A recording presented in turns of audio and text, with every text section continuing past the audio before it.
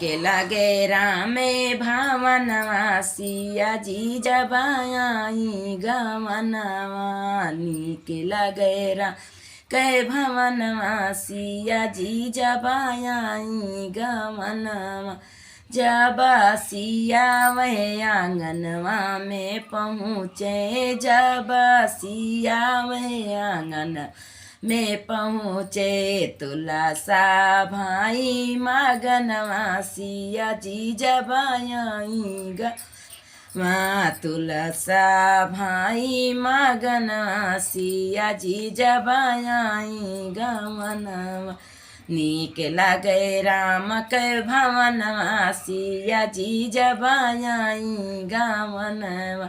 जब सिया सरजू नहने को गाई जब सिया सरजू नहने को गाई सरजू लिए लहरवा सिया जी जब आई गवनवा नीक लगे राम के भवनवा सिया जी जब आई गवनवा जब सिया मेरा सोइया में पहुँची जब सिया मेरा सोइया में पहुँची मगन है चौका बेलनवा सिया जी जब आई गवनवा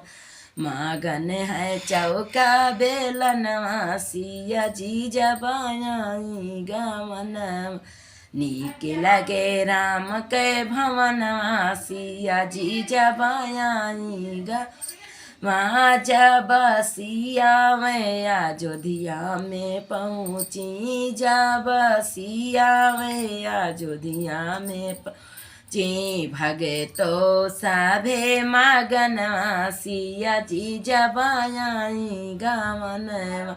नीक लगे राम के भवनवा सिया जी जब आई गवनवा। नमस्कार।